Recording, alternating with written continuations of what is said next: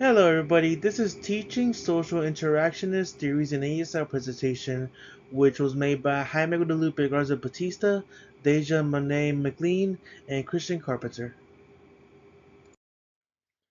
How does social interactionist describe second language acquisition?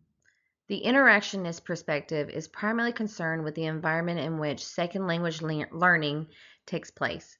It is important to note from the outset that this perspective is by and large neutral as to the role of innateness.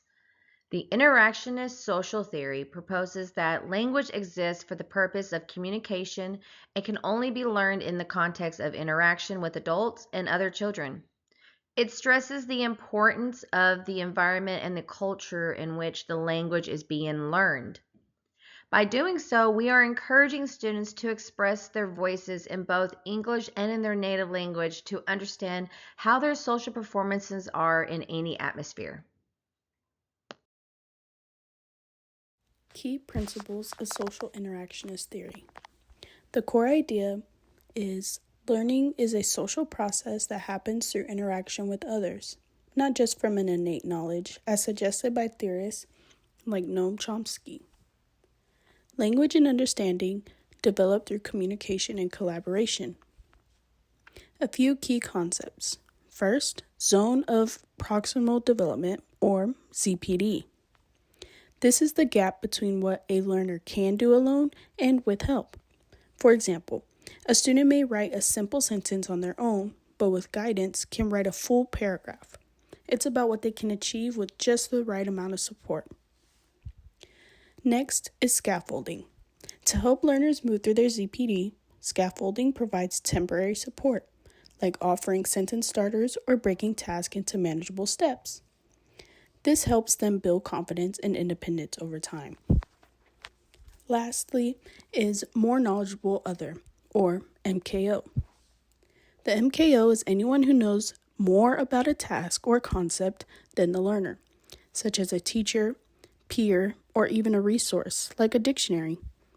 They provide crucial support to guide their learner through their ZPD. How is social interactionist applied in ESL classrooms? The focus of language acquisition theories have traditionally been on nurture and nature distinctions advanced by the social interactionist and the nativist camps, respectively. Social interactionists see language as a rule-governed cultural activity learned in interaction with others, while nativists perceive language ability as an innate capacity to generate syntactical correct sentences. In other words, interactionists believe environmental factors are more dominant in language acquisition, while nativists believe inborn factors are more dominant.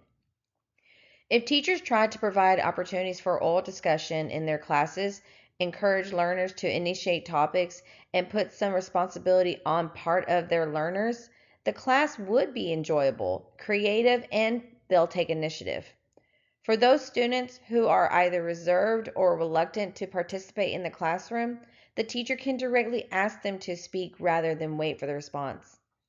Other things that teachers can help do so in the classroom while they're going through social interaction is learning centered activities.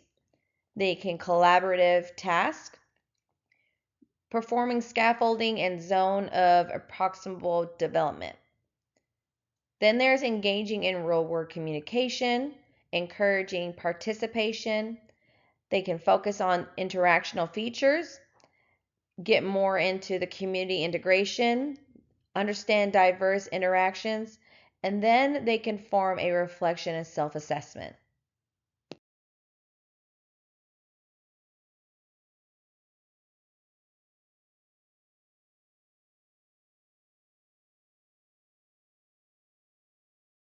Examples of social interactionist theory in an ESL classroom.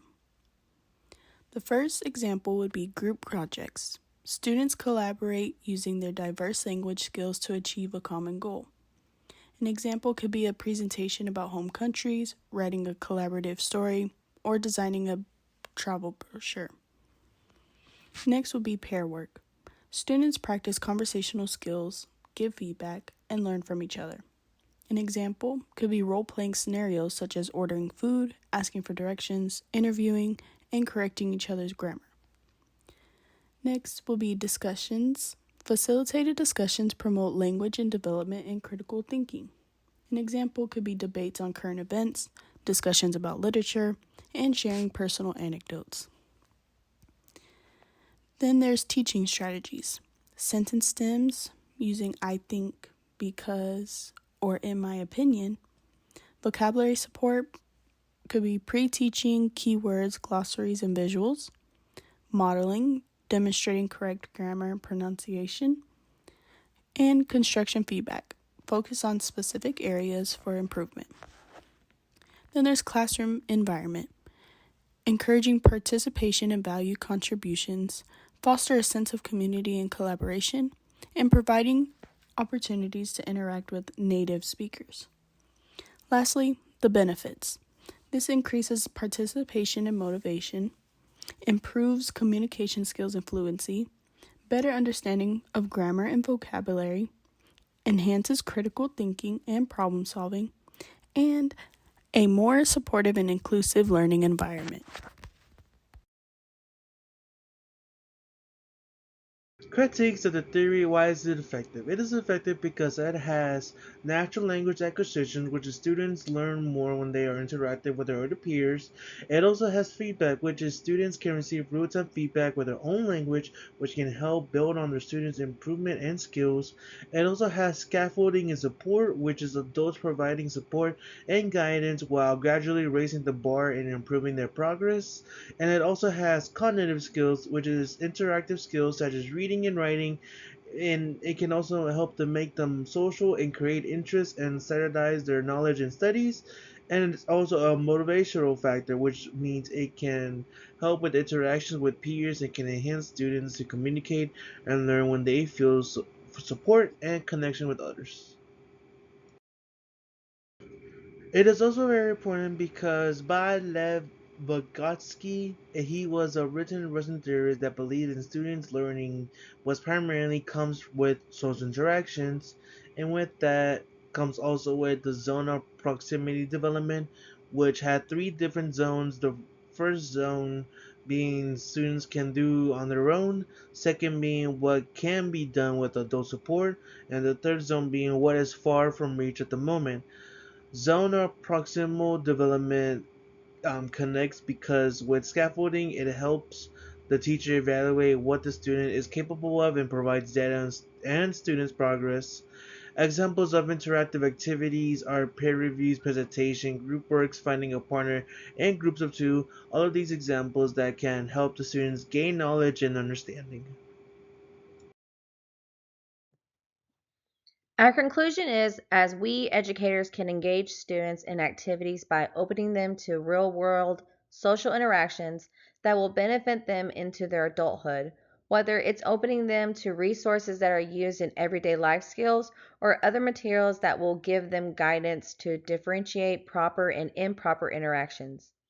Our teachings will not only guide them to understand the cultural appropriations of this country and others, it will prepare them on their current identity inside the classroom so they can perform to their best abilities and entrust in our teachings to guide them.